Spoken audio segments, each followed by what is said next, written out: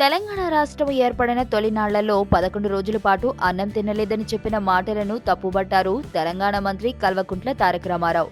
ఏ గూటి పక్షులు ఆ గూటికే చేరుతాయన్న చందంగా పవన్ కళ్యాణ్ జనసేన పార్టీ ఆంధ్రప్రదేశ్కే పరిమితమైందని పవన్ మాట్లాడిన తీరు తెలంగాణ ప్రజలకు అభ్యంతరకరమని ఓ టీవీ ఛానల్కు ఇచ్చిన ఇంటర్వ్యూలో పేర్కొన్నాడు కేటీఆర్.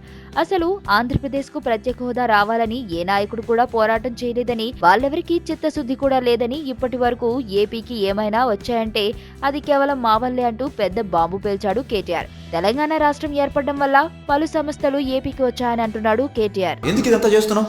ఏంటి నీ ప్లాన్? ఆ ఇంటి గురించి ఏం తెలుసుకోకుండా వచ్చారా? రూబీ అని అమ్మాయి ఉండేది.